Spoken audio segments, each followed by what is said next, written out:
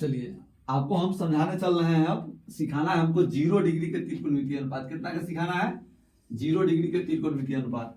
तो इसको बताने से पहले हम आपको एक बात बताते हैं। मानते हैं कि ये जो एगो वृत्त खींचे है ना, ये इकाई वृत्त है।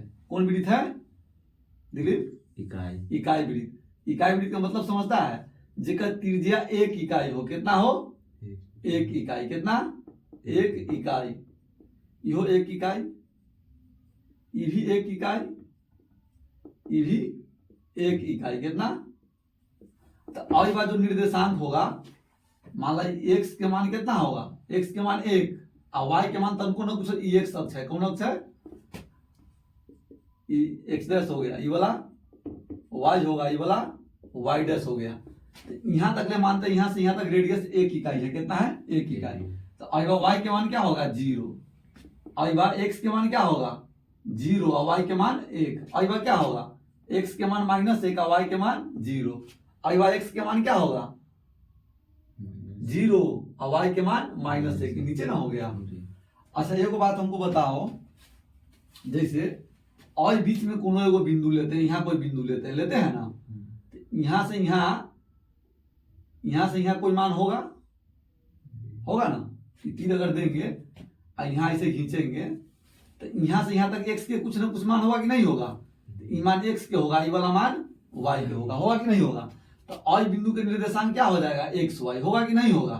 तो और बार जब कोई बिंदु होगा तो इसका मतलब है यहाँ से यहाँ तक x के मान, कौन सी के मान? x। और यहाँ से यहाँ तक y के मान।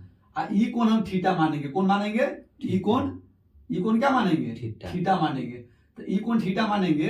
तो ये वाला हो गया एक आधार के मान, ये वाला हो गया इसका लंब के मान। कौन सी के मान? लंब के मान। तो वैसे और लाइन के तरीका और नीचे लाएंगे तो ई वाला मान क्या हो जाएगा? यहाँ से यहाँ तक पूरा मान हो जाएगा x के। कौन सी के? x के। आई वाला मान y के। मतलब ई मान लंब के, ई मान आधार के। तो एक निर्देशांक क्या होगा? x y होगा कि नहीं होगा? चाहे एक x2 है, एक y2 मान लेते तो ये x2 हो जाएगा, ये वाला y2 हो जाएगा ना? वैसे अइबा से कोई बिंदु वही वाला लाएंगे तो फिर एक यहाँ खींचेंगे तो यहाँ क्या हो जाएगा? x के मान x3 या y के मान y3। तो उसी प्रकार से नीचा जब ये ला रहा है, देख रहा है ये लंब के ऊंचाई कम रहा है। क्या रहा है? कम रहा है। तो जब वही लाइन पर खींच के ले आएंगे लंब के तो थीटा के मान क्या हो जाएगा? 0। मान लो अइबा कोण का डिग्री है? यहाँ से यहाँ तक 90 डिग्री है ना? तो ऐसा ले लेंगे तो कोण कमेगा, फिर नीचा लेंगे तो कोण कमेगा, फिर नीचा लेंगे तो कोण कमेगा। एगो समय आएगा कि ये रेखा के पूरा सुता के पर ले आएंगे एक अक्ष पर, तो कोण के मान क्या हो जाएगा? 0। क्या हो जाएगा? 0। तो जब कोण के मान 0 होगा तो पी के मान क्या होगा? पी के मान हो जाएगा लंब के मान 0। कौन सी हो जाएगा? लंब के मान 0, आधार के मान 1। कितना हो जाएगा? 1। कितना तक समझ में आया? अभी फोटो के मिटा के बढ़िया से समझाए फोटो एगो, कोई दिक्कत नहीं ना?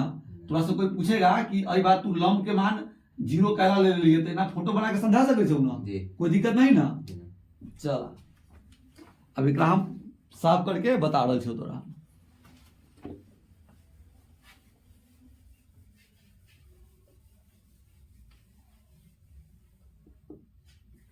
इसको सॉल्व करेंगे तो सबसे पहले मानेंगे क्या?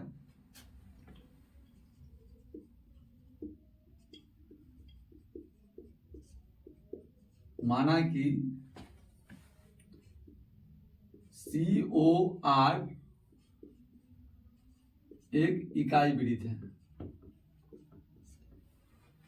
COR एक इकाई वृत्त है, चाहे मतलब सीधे इकाई वृत्त लिख सकते हैं।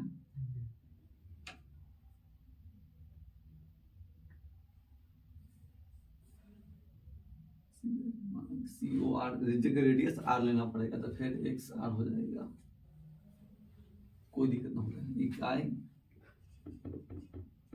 इकाई वृत्त है। देखो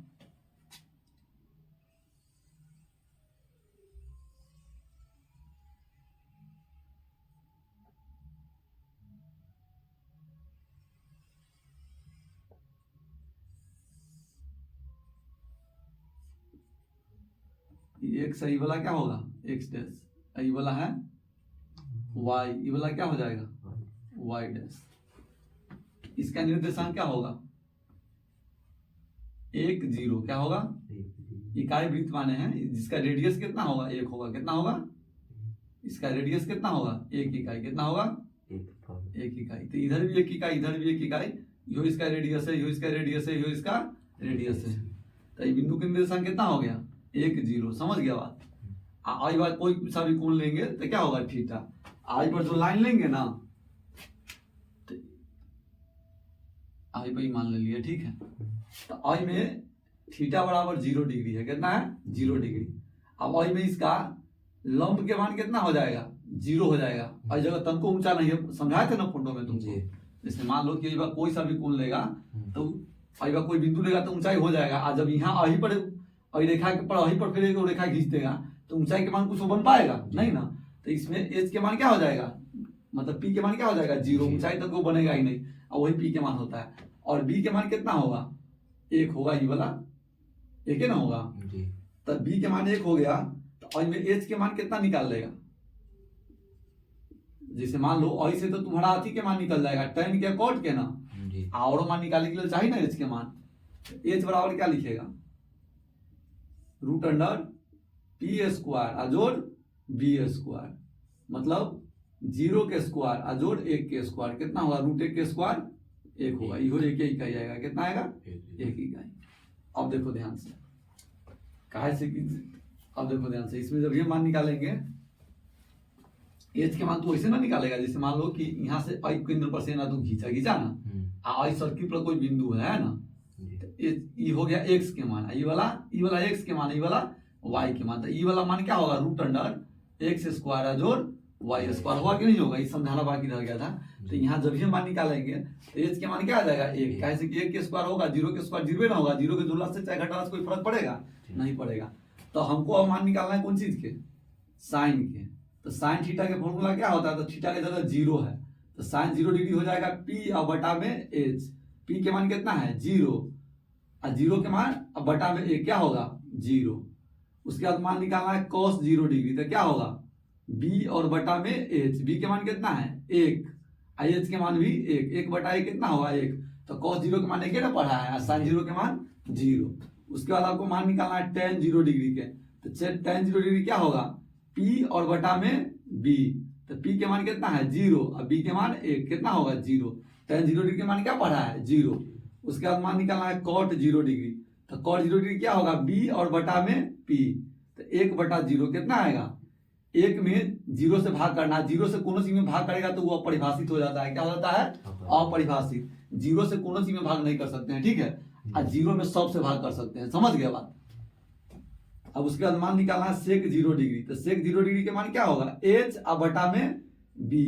h के मान कितना है? 1, b के मान कितना है? 1। तो 1 में 1 से भाग करेंगे तो कितना आएगा? 1। आपको पढ़ा है ना? cos 0 degree 1, sec 0 degree 1। अब उसके बाद मान निकालना है cosec 90 डिग्री। तो cosec 90 डिग्री क्या होगा? h बटा p, साइन के उल्टा ही है ना। तो ये होगा 1 और बटा में 0, h के मान 1 और p के मान 0। तो आपको भी ना बताए हम 0 में सब से भाग करेंगे लेकिन 0 से कोनो में भाग नहीं करेंगे। तो ये हो जाएगा अपरिभाषित।